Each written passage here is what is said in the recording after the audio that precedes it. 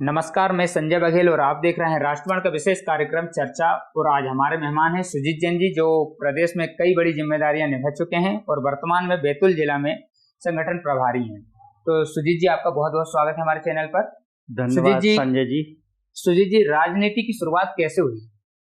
मेरा राजनीतिक शुरुआत विचार परिवार से, फिर उसके बाद मैं विद्यार्थी परिषद उस संघर्ष काल में भी अपने दायित्व का निर्वहन किया। उसके बाद भारतीय जनता पार्टी के वरिष्ठों का आशीर्वाद मुझे युवा मोर्चा नगर अध्यक्ष के रूप में 2 कार्यकाल करने का अवसर मिला। भारतीय जनता पार्टी नगर मंडल का 2 बार मैं अध्यक्ष रहा। फिर पार्टी ने वरिष्ठों ने मुझ पर भरोसा जताकर आज़ादी के बाद प्रथम बार अकबरवाड़, जो सिवनी का कभी भारतीय जनता पार्टी नहीं जीतती थी, उसे मुझ जैसे छोटे से कार्यकर्ता पर भरोसा जताकर पार्टी ने मुझे पार्षद का उम्मीदवार बनाया और मैं भारतीय जनता पार्टी को उसमें विजय श्री दिलाने में सभी के सहयोग से सफल रहा। नगर पालिका में मैंने सभापति के रूप में भी अपना 5 वर्ष का कार्यकाल पूरा किया। पार्टी ने पुनः मुझ पर एक बार फिर भरोसा जताते हुए मुझे भारतीय जनता पार्टी का जिला अध्यक्ष का दायित्व मुझे दिया गया, जिसका निर्वहन भी मैंने, जो मेरे अंदर कार्यकर्ता का भाव है, उसके रूप में किया। उसके बाद पार्टी ने मुझ पर अनेकों कार्यक्रमों का प्रभारी बनाकर मुझ पर भरोसा जताया। पार्टी ने मुझे प्रदेश के जो हमारे संगठन के चुनाव होते हैं उस पर मुझे उज्जैन ग्रामीण का निर्वाचन अधिकारी के रूप में निर्वाचन करने का भी जिम्मेदारी मुझ पर दी। महाराष्ट्र से लगा हमारा जो विधानसभा क्षेत्र था, महाराष्ट्र का उमरेठ चुनाव, उसमें भी मैं प्रभारी रहा। अनेकों यात्राएं, एकात्म यात्रा, किसान सम्मान निधि यात्रा, नर्मदा उत्सव यात्रा, ऐसे कई जो भी मुझे जब जब पार्टी ने जो जो जिम्मेदारी दी है, मैंने एक कार्यकर्ता भाव से उन जिम्मेदारियों को पूरी निष्ठा के साथ डूबकर पूरा करने का निर्वहन करते हुए आज मैं यहाँ तक आपके साथ हूँ। जैसे कि आपने बताया कि अकबर वार्ड में पहली बार आपके द्वारा भाजपा को विजय दिलाई गई थी, तो उस समय किन परेशानियों का सामना करना पड़ा था? भारतीय जनता पार्टी का कार्यकर्ता होने के नाते मुझे जब मेरा नाम वहाँ पे पार्षद के रूप में, अधिकृत प्रत्याशी के रूप में जब डिक्लेयर की पार्टी ने, तो मुझे ये लगता है कि जब मैं नगर अध्यक्ष युवा मोर्चा रहा हूँ, चाहे नगर अध्यक्ष में भारतीय जनता पार्टी का रहा हूँ, जो मैंने संगठन के लिए वार्ड से नीचे छोटी छोटी इकाई तक जाके, जब वो जो दौर था वो संघर्ष का दौर था भारतीय जनता पार्टी का, तो मैंने वहाँ जो कार्यकर्ता खड़े किए, लोगों के बीच में जो भी उनकी छोटी मोटी बातें आती थी, समस्याएं आती थी, उसको मैं प्राथमिकता से पूरा करता था। और निश्चित संजय जी, जब मेरा नाम अकबरवाड़ में भारतीय जनता पार्टी के प्रत्याशी के रूप में चयन किया गया, तो अकबरवाड़ में एक उत्साह का वातावरण कार्यकर्ताओं के साथ साथ अकबरवाड़ के निवासियों में भी आ गया कि कहीं ना कहीं एक बहुत अच्छा व्यक्ति, बहुत अच्छे प्रत्याशी को भारतीय जनता पार्टी ने आज हमारे बीच में चेहरे के रूप में आपको देखा। जी जी बिल्कुल। वर्तमान में जैसे अभी भविष्य में चुनाव है 2023 के दिसंबर जी, तो अभी भाजपा में क्या स्थिति लगती है? नहीं, भारतीय जनता पार्टी बहुत अच्छी स्थिति में है। हम बहुत अधिक सीटों के साथ भारतीय जनता पार्टी पुनः सरकार बनाएगी। जनता के बीच में भारतीय जनता पार्टी ने जो अभी तक के हमारे अपने केंद्रीय नेतृत्व हो, चाहे हमारी अपनी प्रदेश की सरकार हो, जो लगातार अंतिम छोर के व्यक्ति तक की जो चिंता हो रही है, उसको देखकर कार्यकर्ताओं में भी बहुत उत्साह है और जनता भारतीय जनता पार्टी के साथ खड़ी है, विश्वास के साथ भारतीय जनता पार्टी के साथ चलने को तैयार है। जिस तरह से अभी पार्टी में विधायकों को लेके बाहर के अन्य राज्यों के या फिर दूसरे जिले के विधायकों के द्वारा सर्वे करवाया जा रहा है, तो सिवनी जिले की रिपोर्ट क्या है? नहीं, उसे हम सर्वे नहीं कहेंगे, क्योंकि मैं संगठन का एक जिम्मेदार व्यक्ति हूँ। केंद्रीय नेतृत्व के द्वारा जो हमारे प्रवासी विधायक आए हैं हर विधानसभा में, वो असल में हमारे संगठनात्मक जो अभी तक रचना केंद्रीय नेतृत्व ने, प्रदेश नेतृत्व ने जो दिया है, वह निश्चित तौर पर जमीनी स्तर पे वह व्यवस्थाएं हमारी काम कर रही हैं कि नहीं कर रही हैं।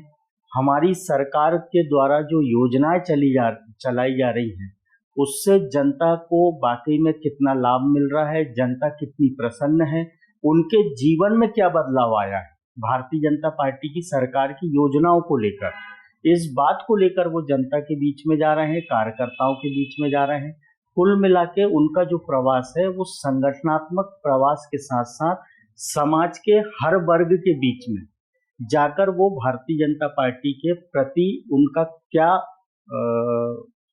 विश्वास मतदाताओं है, का क्या विश्वास है हाँ, पार्टी में, उस चीज हाँ, का वो सर्वे कर रहे हैं एक प्रकार से। हाँ, मतलब हम अपनी भी बात रख रहे हैं और आम जनता के बीच में या समाज के अन्य अन्य वर्गों की भी बात रख रहे हैं, और हम क्या अच्छा भविष्य में कर सकते हैं, समाज के उन सभी वर्गों का सुझाव भी हम ले रहे हैं।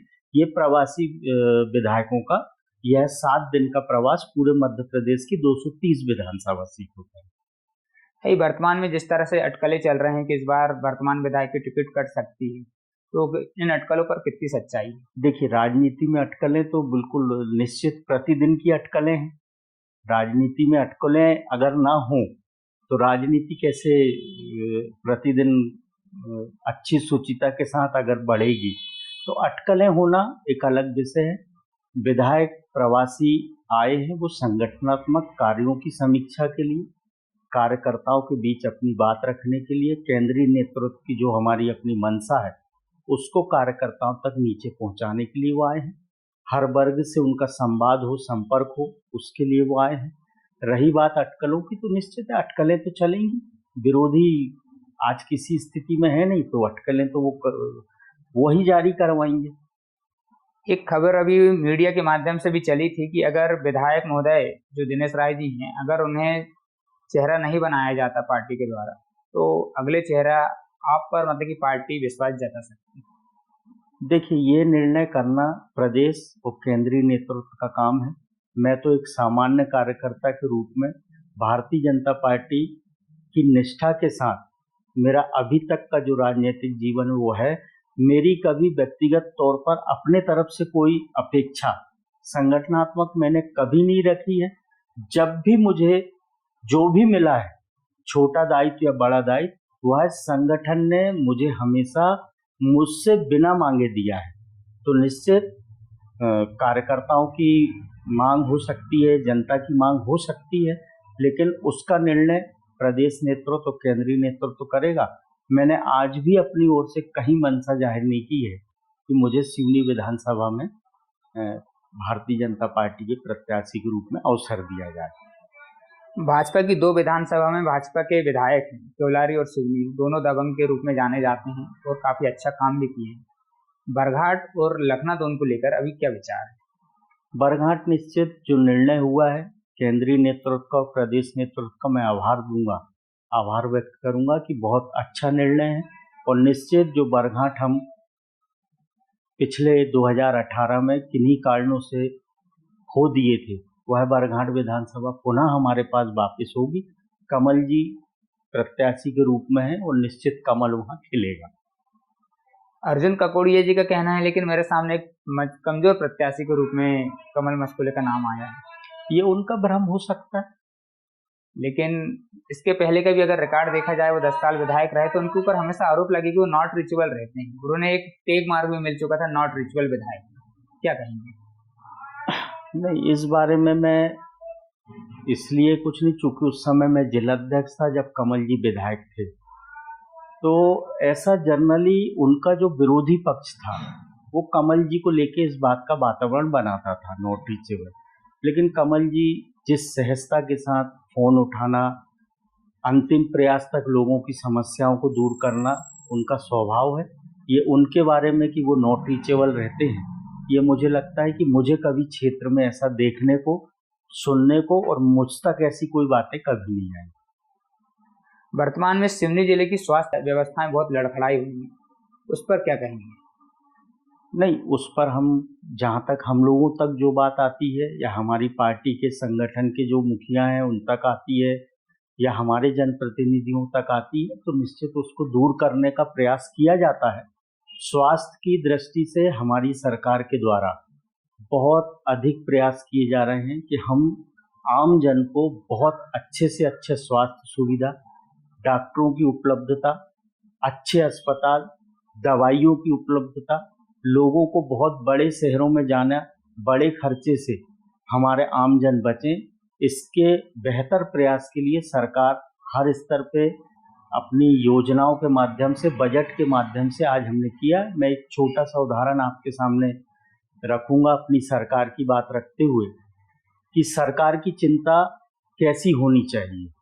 तो अगर हम उसको देखें कि आज़ादी के बाद पूरे देश के अंदर बहुत कम मात्रा में मेडिकल कॉलेज और एम्स जैसी सुविधा के हॉस्पिटल हुआ करते थे, लेकिन आज मुझे लग रहा है कि मोदी जी के ये 2 कार्यकाल के अंदर देश के अंदर कल्पना के बाहर मेडिकल कॉलेज, मेडिकल कॉलेजों में सीट, मेडिकल कॉलेज में पढ़ने वाले विद्यार्थियों को फीस का भार नहीं, अधिक से अधिक शासकीय चिकित्सा में लोगों की आर्थिक परेशानियां आड़े ना आए, उसको लेकर भी सरकार बड़े पैमाने पर काम कर रही है।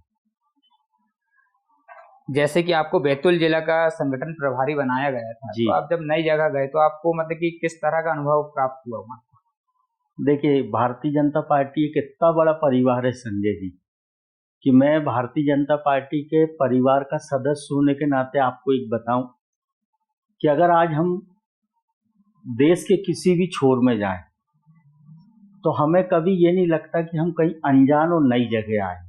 हाँ, निश्चित प्रदेश ने मुझ पर बहुत भरोसा जताया था। बैतूल जिला 2018 में भारतीय जनता पार्टी के लिए अच्छा नहीं था, लेकिन जब मुझे वहाँ पर दायित्व देकर भेजा गया तो मुझे पहुँचने के बाद कहीं नहीं लगा कि मैं किसी नए जिले में जिम्मेदारी का निर्वहन करने आया हूँ, क्योंकि जो परिवार मेरा सिवनी में है भारतीय जनता पार्टी का, वही परिवार बैतूल में है, वही परिवार अन्य जिलों में है, मंडलों में है। तो हमें कभी ऐसा नहीं लगता, चाहे हम अन्य राज्यों में चुनाव की दृष्टि से भी जाते हैं तो हमें बहुत ज़्यादा ऐसा नहीं लगता कि हम कहीं नए जगह आ गए हैं या कौन हमें मिलेगा।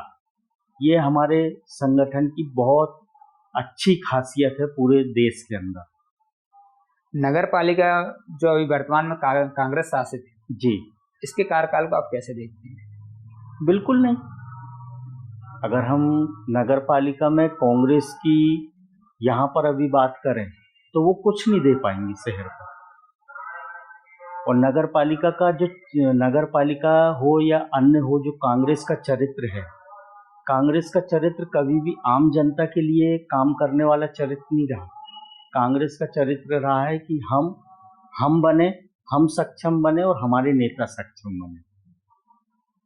और भाजपा का तो लेकिन सबका साथ सबका विकास का जो नारा है उस पर भी वो आरोप और लगाते आज हैं। अगर सिवनी नगर पालिका एक नाली का भी निर्माण करेगी, एक रोड का भी निर्माण करेगी, तो पैसा तो भारतीय जनता पार्टी की सरकार देगी। और भारतीय जनता पार्टी की सरकार और हमारे नेतृत्व की सबसे मूल मंत्र है जो आपने अभी कहा कि सबका साथ, सबका विकास, सबका प्रयास और सबका विश्वास। लेकिन कांग्रेस का हमेशा आरोप होता है कि भाजपा में भाजपाई नेताओं का विकास हुआ है, ना कि जिले के और नगर।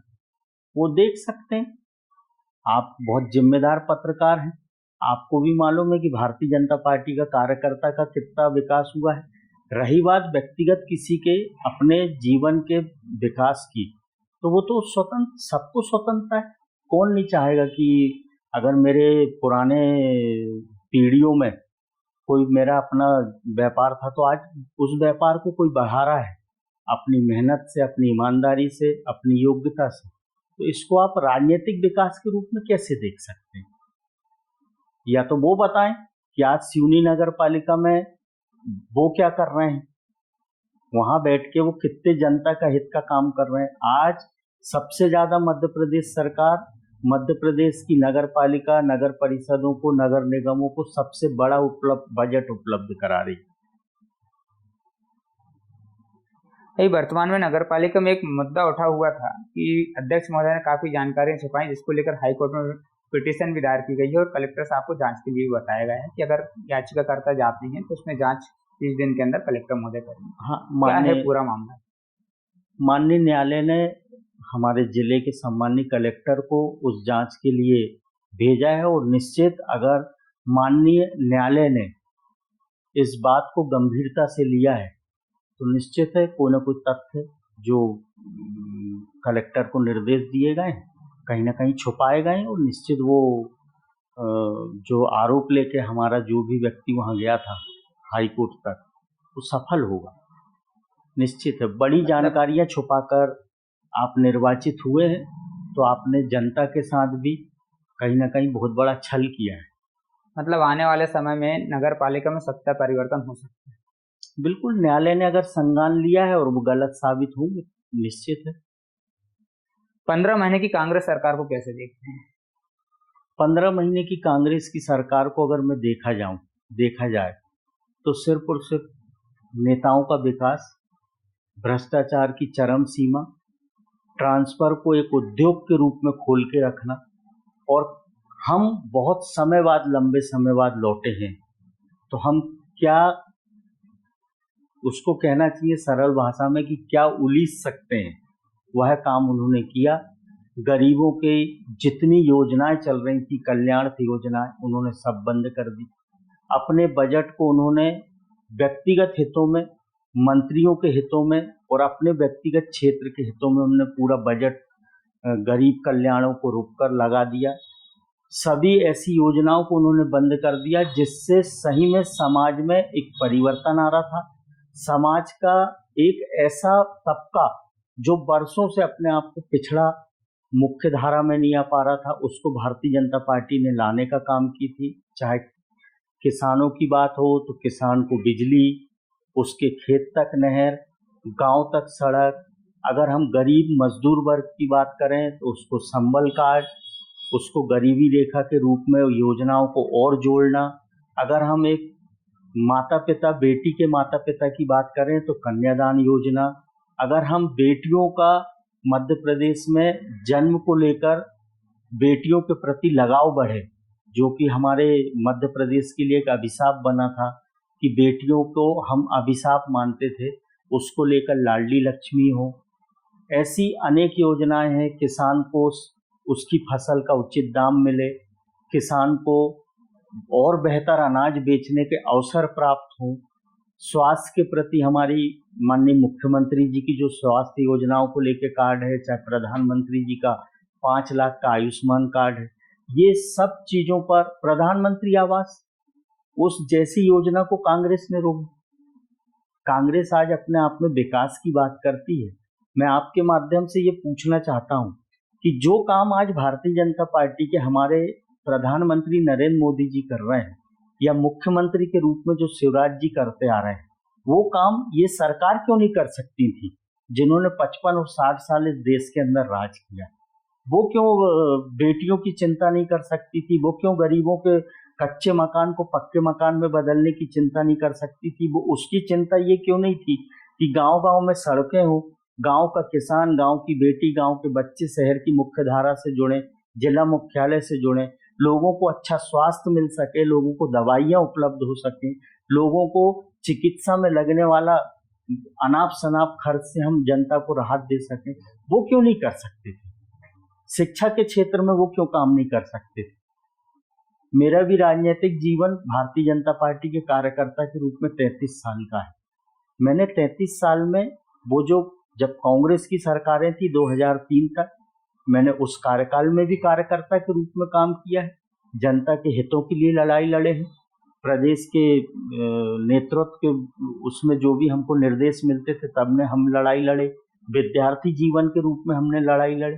लेकिन आज मैं भारतीय जनता पार्टी का एक कार्यकर्ता होने के नाते गौरव से कह सकता हूं कि जो परिवर्तन मध्य प्रदेश में भारतीय जनता पार्टी की सरकार आने के बाद आए हैं और केंद्र में, देश में जो परिवर्तन आए हैं, वह कांग्रेस क्या अन्य कोई भी दल नहीं ला सकते, क्योंकि हमारी सोच में, नेतृत्व की सोच में राष्ट्र प्रथम है।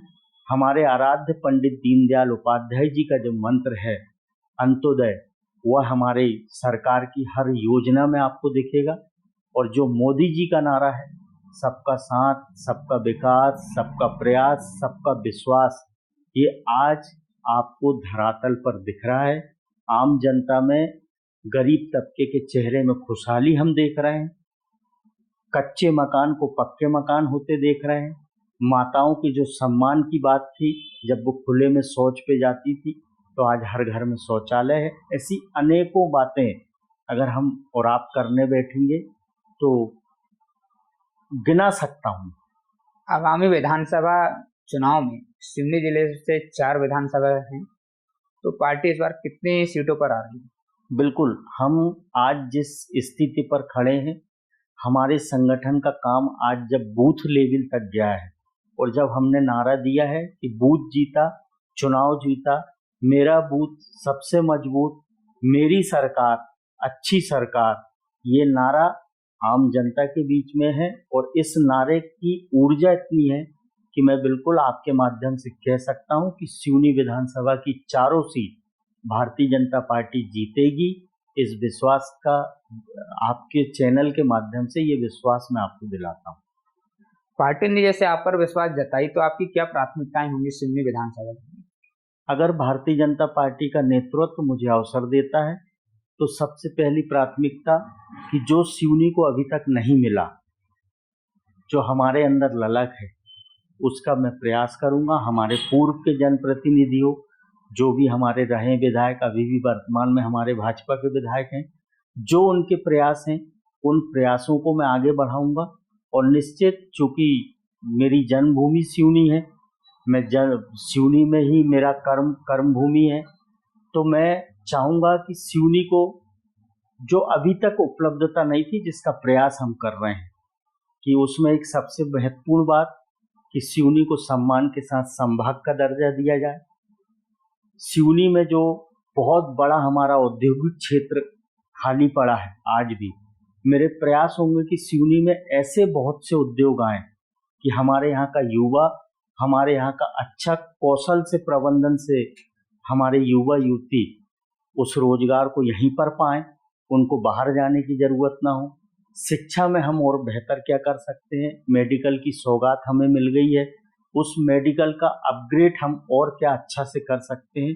बाकी ऐसी वो सब बातें जो मैं कार्यकर्ता के नाते, संगठन का एक पदाधिकारी होने के नाते जो क्षेत्र में हम तक आती हैं, उन सभी को पूरा करने का मेरा प्रयास होगा। दूसरा सबसे बड़ा प्रयास कि एक व्यवस्थित सिवनी शहर,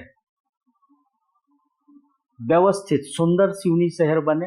जो मेरा नगर पालिका के समय जब मैं पार्षद था, जनता ने मुझ पर विश्वास दिलाई, तो एक छोटा सा उदाहरण कि जो वर्षों से तिकोना पार्क जंगल के रूप में बंद पड़ा था, लोग उसको भूल गए थे कि यहाँ कोई पार्क भी बन सकता है, उसको मैंने अपने कार्यकाल में स्वयं कुछ नगर पालिका की मदद से और कुछ समाज सेवा की मदद से मैंने उस पार्क को आज इतना व्यवस्थित कर दिया है कि शाम को वहाँ बुजुर्ग और बच्चे खेलने जाते हैं, मनोरंजन करते हैं। सिवनी का बवरिया तालाब सबसे पुराना तालाब है, जिसके साइफन सिस्टम से बिना मोटर के पानी शहर को पहले उपलब्ध होता था, लेकिन चूंकि उसके बाद दूसरी व्यवस्थाएं सिवनी में पेयजल की बन गई, लेकिन एक ललक मुझे लगी कि इतना बड़ा तालाब और इसका पानी वेस्टेज गंदे पानी के रूप में जो पुराने लोगों के घर में नल थे उससे बहता रहता था। तो माननीय उस समय के जो हमारे तत्कालीन नगरीय प्रशासन मंत्री थे, उनने मेरे छोटे से आग्रह पर उन्होंने वहाँ पर एक छोटा फिल्टर प्लांट बनाया। और निश्चित संजय भाई कि हम शास्त्री और सीवी रमन बाट भीमगढ़ योजना के भरोसे न होकर बवरिया तालाब से शुद्ध पेयजल मेरे कार्यकाल में जलकर्म सभापति हुआ, जनता को उपलब्ध हुआ। तो मेरी सोच बहुत सकारात्मक है, जीवन शैली भी मेरी सकारात्मक है, और काम करने का अवसर अगर मुझे मिलेगा तो निश्चित मैं वह सब कुछ करने का संकल्पित हूँ जो मेरे अंदर है और जो मेरे सिवनी की जनता चाहती है। मैं उस पर खरा उतरने का प्रयास करूंगा, ये मेरा विश्वास है। मैं राजनीतिक जीवन में बहुत बड़े वादे, बहुत बड़ी बातें करके कभी भी कार्य करने वाला व्यक्ति नहीं रहा हूँ।